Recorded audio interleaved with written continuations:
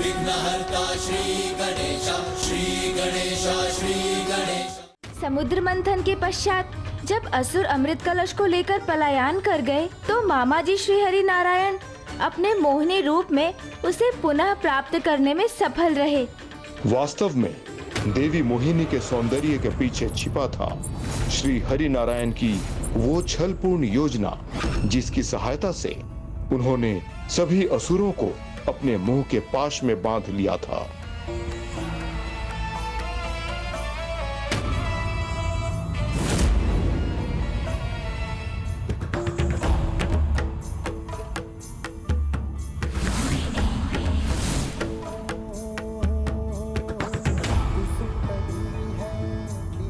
मेरे विचार से आप में से ना तो किसी ने ये अमृत पान किया है और ना ही उसे कभी देखा है। फिर सर्वप्रथम इसे पाने के लिए आप मूर्खतापूर्ण संघर्ष क्यों कर रहे हैं आप सभी लोग? मैं कुछ समझा नहीं देवी। बहुत सरल बात है। अमृत का घनत्व कलश के तल में अधिक होता है और उसकी सतह पर कम, और अमृत का वास्तविक गुण उसी अंश में होता है जहां वो सबसे अधिक घना होता है, और ऊपरी सतह का द्रव्य तो अधिक प्रभावी नहीं होता।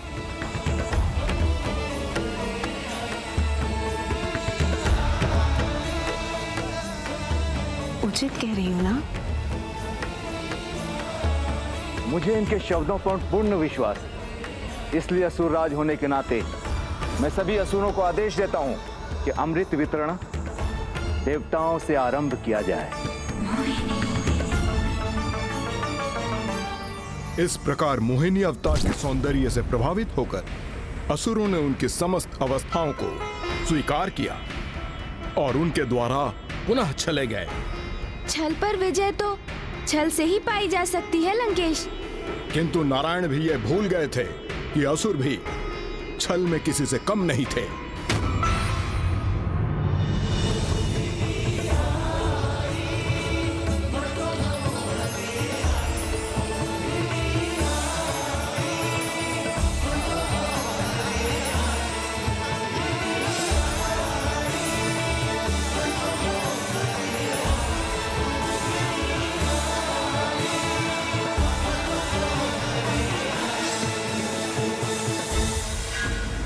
एक एक कर देवता तो अमृत का पान कर रहे हैं, किंतु कहीं हमें प्राप्त होने के पूर्व यह अमृत कलश अमृत से रिक्त हो गया तो?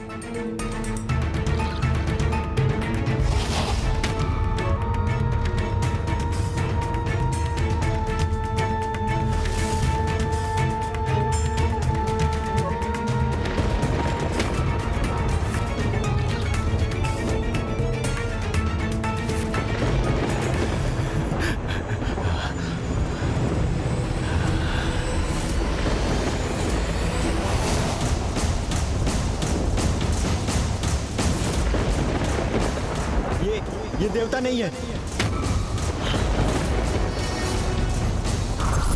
हाँ देवी, ये हम में से कोई देवता नहीं है।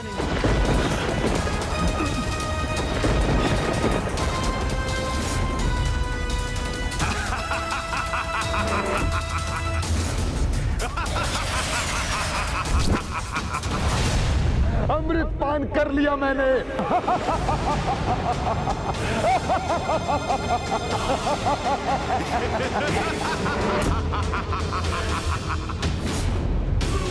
छल किया है तुमने।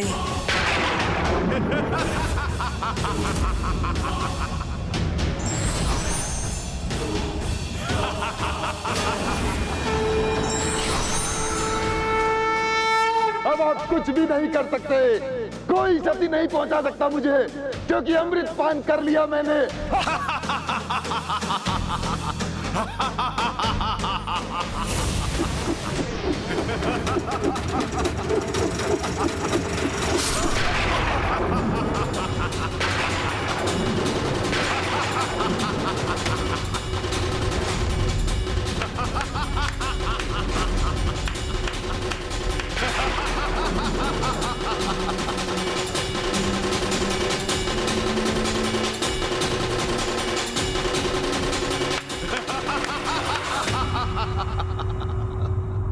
किंतु शीश विलग होने के पूर्व स्वरभानु अमृतपान कर चुका था।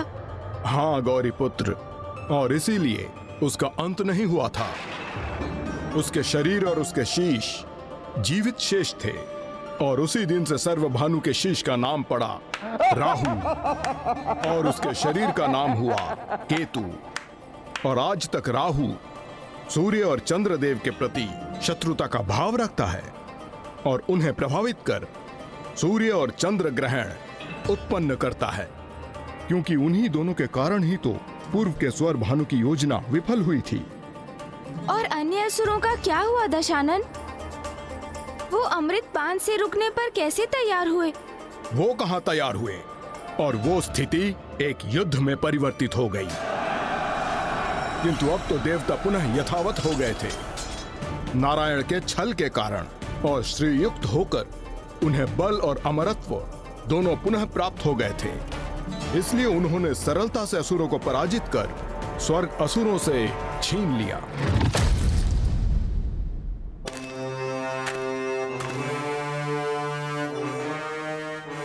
नहीं, मैं अभी इस सिंहासन पर नहीं बैठ सकता।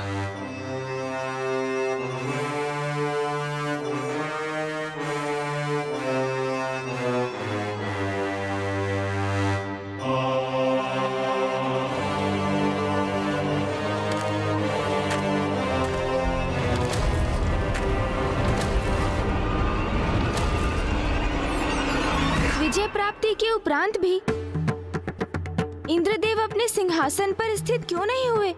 क्योंकि तब प्रथम बार उनकी बुद्धि उनका साथ दे रही थी।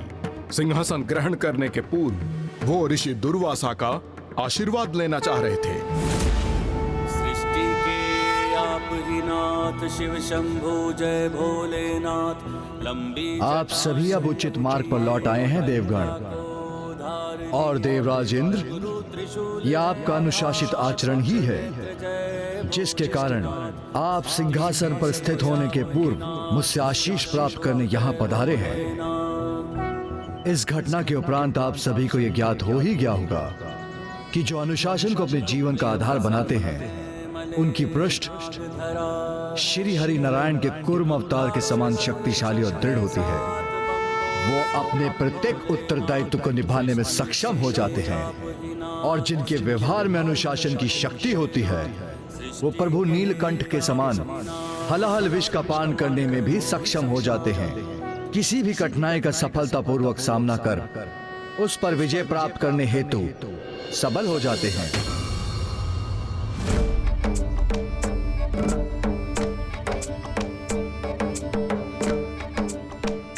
अब मेरा आशीष आपके साथ है, किंतु स्मरण रखिएगा, ऐसा तभी तक रहेगा जब तक आप अनुशासन का पालन करेंगे। अद्भुत! प्रभु ऋषि दुर्वासा ने तो देवताओं को आशीष के साथ चेतावनी भी दे दी, और ज्ञान भी, जिसके साथ ही उन्होंने उत्तम जीवन का एक नवीन नियम भी स्थापित किया कि अनुशासन जीवन का आधार, उसकी शक्ति है, जिसके बिना कभी किसी को सफलता प्राप्त नहीं हो सकती। अब हमें ऋषिवर के दर्शन हेतु उनकी स्तुति आरंभ करनी चाहिए लंकेश।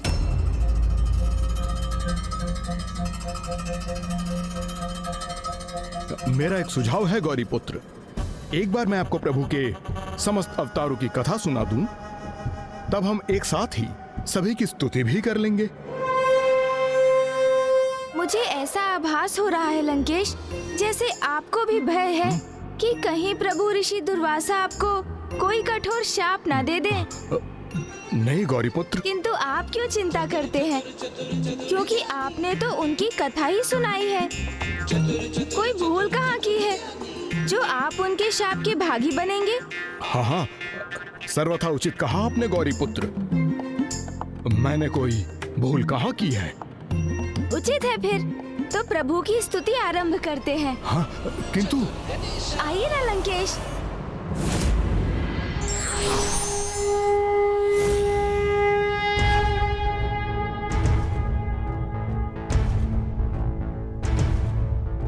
त्र्यंबकं सदा सदाशिवं नमामि हे उमापति जय नीलकंठ जय अनंत नमोस्तुते नमोस्तुते। हो भोलेनाथ भक्तों के हो कष्ट से निवारते, ये सृष्टि सारी संकटों से शिव ही है उबारते। ओम नमः शिवाय, ओम नमः शिवाय, ओम नमः शिवाय, ओम नमः शिवाय, ओम नमः शिवाय, ओम नमः शिवाय, ओम नमः शिवाय। त्र्यंबकं सदाशिवं नमामि हे उमापति जय नीलकंठ जय अनंत नमोस्तुते नमोस्तुते। हो भोलेनाथ भक्तों के हो कष्ट से निवारते, ये सृष्टि सारी संकटों से शिव ही है उबारते। ओम नमः शिवाय, ओम नमः शिवाय, ओम नमः शिवाय, ओम नमः शिवाय। प्रणाम प्रभु। मेरा भी प्रणाम स्वीकार कीजिए प्रभु। कल्याण हो।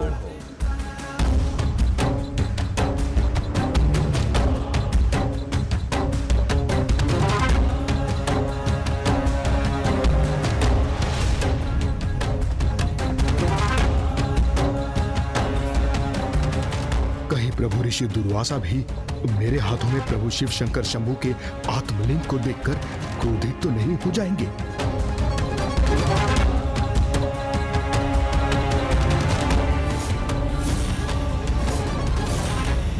लंकेश, आप तो स्वयं को प्रभु महादेव के महंतम भक्त मानते हैं, जिसने स्वयं प्रभु से उनके आत्मलिंग प्राप्त किया। फिर अनुशासन प्रियता का उदाहरण प्रस्तुत कर अपनी भक्ति का प्रमाण दीजिए मुझे। जब तक मैं और मेरे शिष्य नर्मदा नदी से पावन स्नान कर लौटते हैं, तब तक आप मेरे और मेरे सहस्त्र शिष्यों के लिए भोजन की व्यवस्था कीजिए।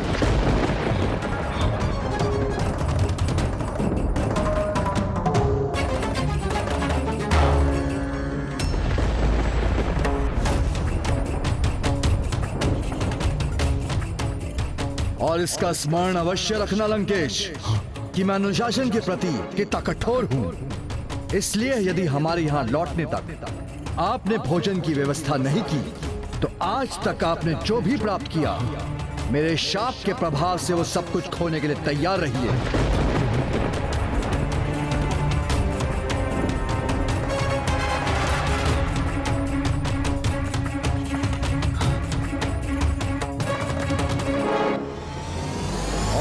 स्मरण अवश्य रखना लंकेश कि मैं अनुशासन के प्रति कितना कठोर हूं। इसलिए यदि हमारे यहाँ लौटने तक आपने भोजन की व्यवस्था नहीं की, तो आज तक आपने जो भी प्राप्त किया, मेरे शाप के प्रभाव से वो सब कुछ होने के लिए तैयार रहिए। इस निर्जन वन और अल्प समय में प्रभु ऋषि दुर्वासा और उनके 1 सहस्त्र शिष्यों के लिए भोजन की व्यवस्था मैं कहां से करूंगा? किंतु ऋषिवर और उनके शिष्य यहाँ अतिथि के रूप में पधारे हैं, इसीलिए अतिथि सत्कार के नियम का पालन करने हेतु आपको ये कार्य तो संपन्न करना ही होगा लंकेश।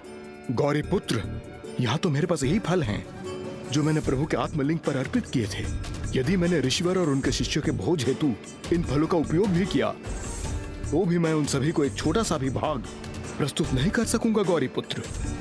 और यदि मैं एक छोटा सा भी अंश प्रस्तुत करने में सफल भी हुआ, तो भला उससे किसका उदर भरेगा? किंतु आपको ऋषिवर की इच्छा पूर्ति हेतु भोजन प्रस्तुत करने का कोई उपाय तो करना ही होगा। अन्यथा यदि आपने उनका क्रोध जागृत किया, तो उसका परिणाम क्या होगा, इसकी कल्पना तो आप स्वयं कर लीजिए लंकेश। गौरी पुत्र सत्य कह रहे हैं। प्रभु ऋषि दुर्वासा का क्रोध तो कदाचित मुझे भस्म ही कर देगा। क्या ये सर्वथा असंभव कार्य नहीं सौंप दिया? प्रभु शिव के अवतार ऋषि दुर्वासा ने मुझसे ऐसा निवेदन कर ये कैसी यंत्रणा दे रहे हैं मुझे? नहीं नहीं लंकेश, ये यंत्रणा नहीं, मात्र आपके आराध्य के अवतार का एक छोटा सा अनुरोध है। आपके अनुसार ये छोटा सा अनुरोध है, तो उस अनुरोध को पूर्ण करने में आप ही मेरी सहायता कीजिए ना गौरी पुत्र। आप तो विघ्न हरता हैं, सभी के विघ्न हरते हैं, तो मेरा भी ये विघ्न हर दीजिए ना। हे गजानन, आप तो संसार के समस्त संकट हरने का सामर्थ्य रखते हैं। समुद्र मंथन के समय भी आपकी ही पूजा से वो मंथन संभव हो सका था। इसलिए मेरी भी आपसे प्रार्थना है कि आप ही मुझे इस विपत्ति से उभारिए, मुझ पर कृपा कर यहाँ भोजन का प्रबंध करवा दीजिए। हमारे संवाद में इतनी बार भोजन शब्द का उच्चारण हुआ तो मुझे भी भूख का आभास होने लगा है लंकेश। भूख।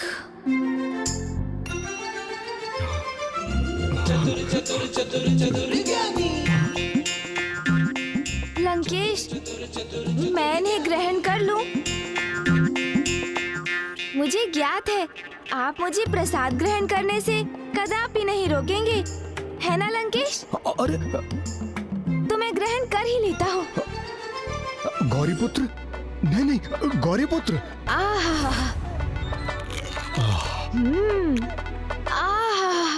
अत्यंत स्वादिष्ट।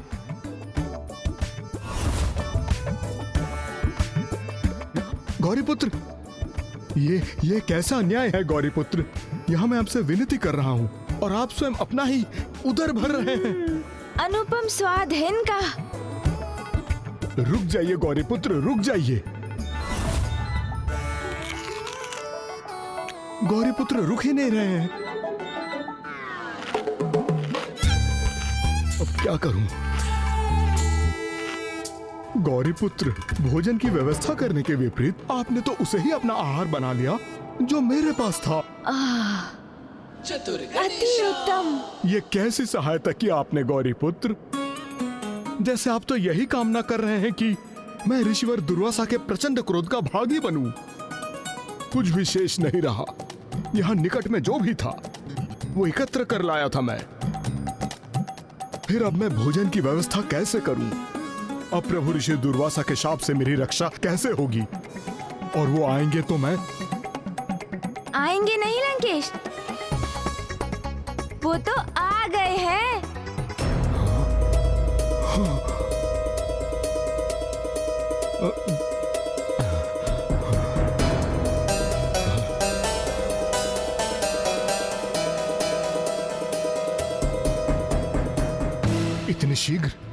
इतने शीघ्र कैसे लौट आए ऋषिवर? अब दंड स्वरूप उनका शाप पाने के लिए तैयार हो जाइए लंकेश।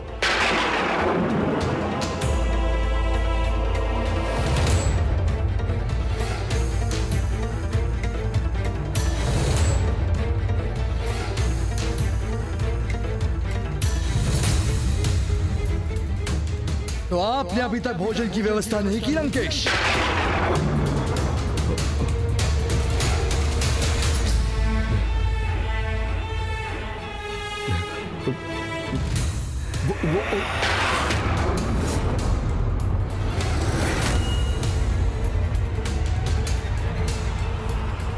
वैसे भी हमारा उधर भर चुका है और तृप्त होने के उपरांत मात्र स्वाद हेतु भोजन करना अन्न का अपमान है, जो कभी किसी को नहीं करना चाहिए। अर्थात आपको भोजन की कोई इच्छा नहीं है प्रभु? नर्मदा नदी में पूजा करते समय हमें ऐसा आभास हुआ जैसे स्वयं ब्रह्म स्वरूप प्रभु ने तृप्त होकर हमें भी तृप्त कर दिया हो।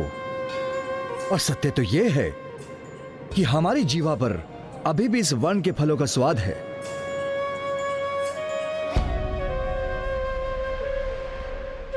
अर्थात गौरीपुत्र जिन फलों का भोजन कर रहे थे वो मेरी ही सहायता हेतु था, क्योंकि उन्हीं फलों से ऋषिवर और उनके शिष्य तृप्त हुए।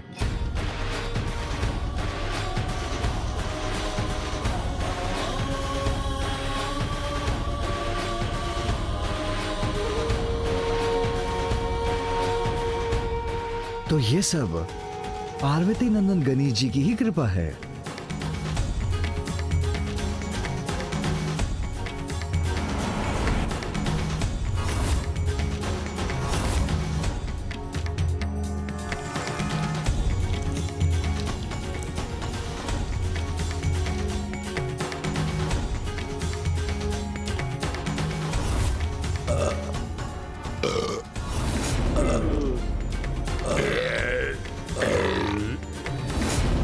अद्भुत।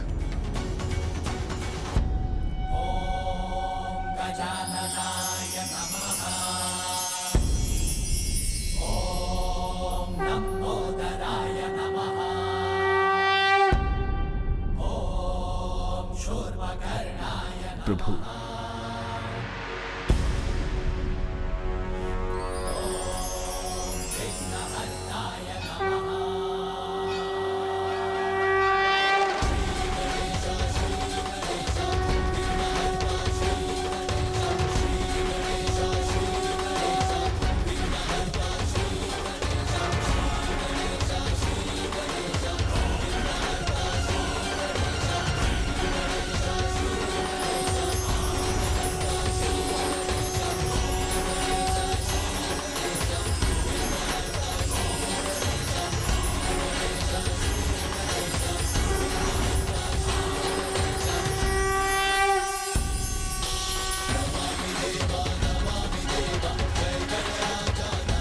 ओम गं गणपते नमः। ओम गं गणपते नमः।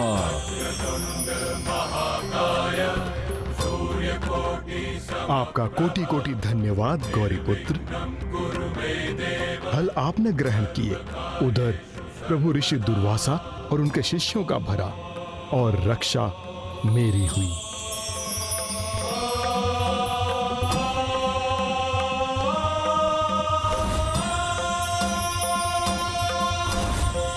ऋषिवर, यदि आप भोजन करने के इच्छुक नहीं हैं, तो आप मुझे अपनी अन्य सेवा करने का आदेश दीजिए।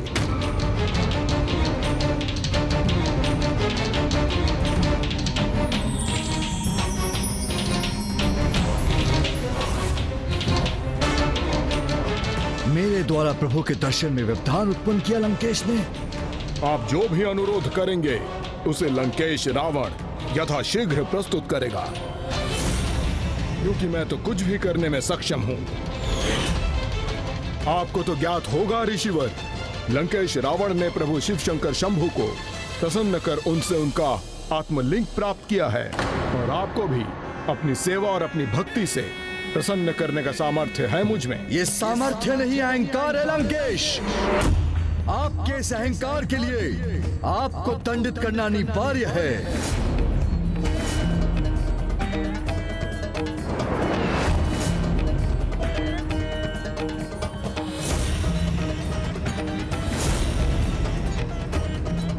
तो क्या ऋषिवर मुझे शापित करने जा रहे हैं?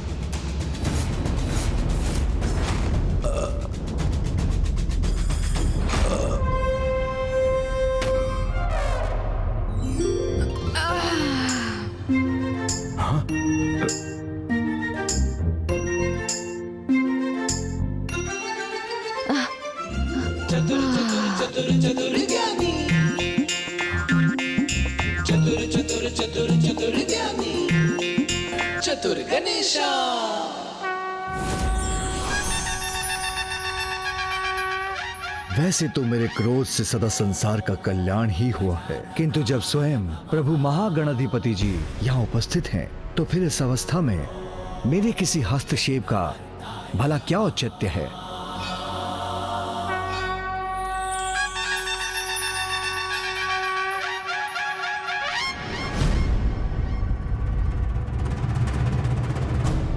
लंकेश रावण, प्रभु के आत्मलिंग के साथ आप कभी लंका नहीं पहुंच सकेंगे।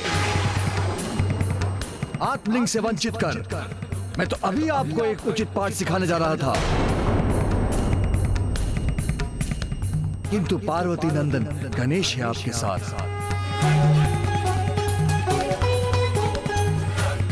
मात्र इसीलिए मैं आपको नहीं रोक रहा हूं।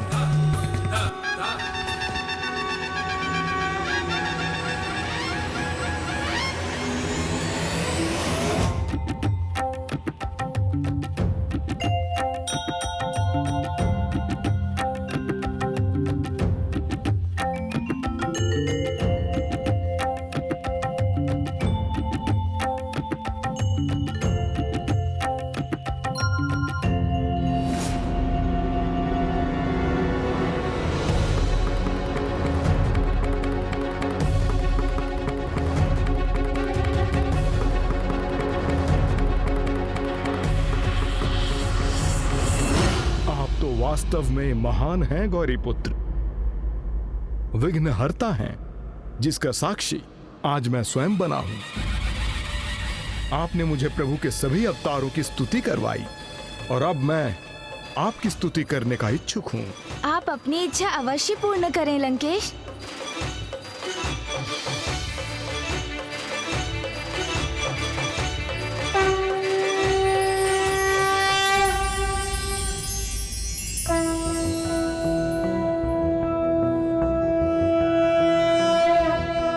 प्रणम्यं शिरसा देव गौरीपुत्रं विनायकं भक्तावासं स्मर नित्यं आयुः कामार्थसिद्धये। प्रथमं वक्रतुण्डं च एकदन्तं द्वितीयकं तृतीयं कृष्णं पिङ्गाक्षं गजवक्त्रं चतुर्थकं लंबोदरं पंचमं च षष्ठं विकटमेव च सप्तमं विघ्नराजेन्द्रं धूम्रवर्ण तथाष्टकं नवमं भालचन्द्रं च दशमं तु विनायकम् एकादशं गणपतिं द्वादशं तु गजाननम्।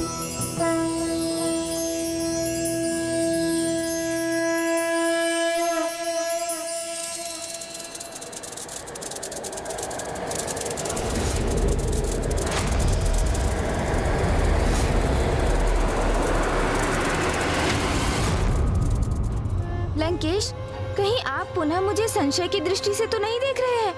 नहीं नहीं गौरीपुत्र, ये सत्य है कि संपूर्ण समय मैं आप पर संदेह करता रहा, इसका विचार करता रहा कि आप मेरे समर्थन में हैं भी अथवा नहीं। किंतु अब मैं स्पष्ट समझ गया हूं कि आप इस यात्रा में मेरे मित्र, मेरे सहायक के रूप में मेरे साथ हैं।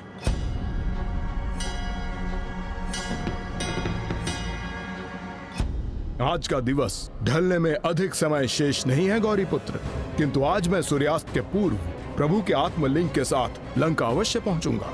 ऋषि दुर्वासा का वचन कदापि सत्य नहीं होगा, फिर भले ही कोई भी मेरे समक्ष ही क्यों ना आ जाए। ये वचन आप नहीं, आपका अहंकार बोल रहा है लंकेश, और अहंकार तो सदा ही विनाशकारी होता है। लंकेश, महादेव के एक अवतार की कथा तो मुझे भी ज्ञात है, जिन्होंने ये सिद्ध किया था कि अहंकार सबसे बड़ी आत्मघाती शक्ति है और अपने अहंकार से अहंकारी जीव स्वयं अपना ही विनाश करता है। हाँ गौरीपुत्र, ये तो प्रभु अवधूत की कथा है, जिनके क्रोध से तो इंद्रदेव के अस्तित्व पर ही संकट उत्पन्न हो गया था।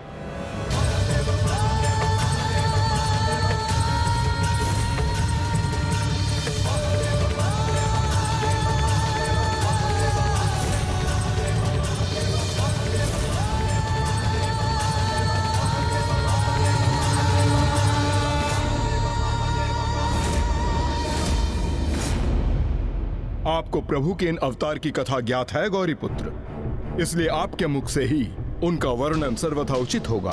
प्रभु के इन अवतार की कथा तो मैं सुनाऊंगा।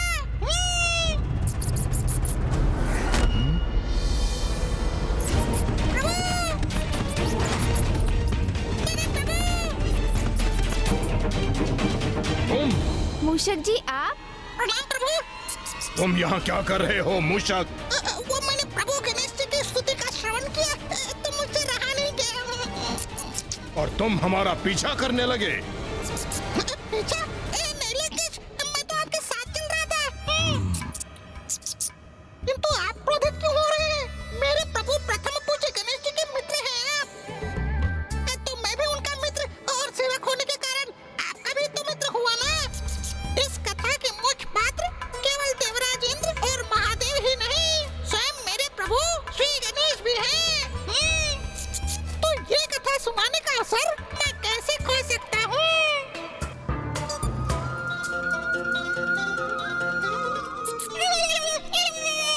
उचित है मूषक जी, आप ही हमें ये कथा सुनाइए। अवश्य प्रभु। तो सुनिए, समुद्र मंथन से देवी लक्ष्मी के पुनः लौटने के पश्चात श्री हरि नारायण और देवी लक्ष्मी का पुनर्विवाह होने जा रहा था और उनके विवाह की संपूर्ण तैयारी भी हो गई थी। सभी उस विवाह समारोह में सम्मिलित होने के लिए अति उत्साहित थे, मेरे प्रभु गणेश जी भी। किंतु एक बहुत बड़ी समस्या थी जिस पर किसी का ध्यान अभी तक नहीं गया था। क्या था वो मूषक जी, बताइए। यही कि श्री हरि नारायण की ओर से तो मेरे प्रभु गणेश जी को विवाह का निमंत्रण ही नहीं आया था।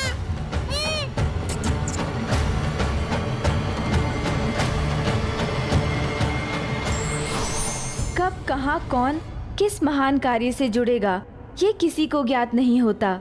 इसलिए कोई छोटा हो अथवा बड़ा, सबका सम्मान होना चाहिए।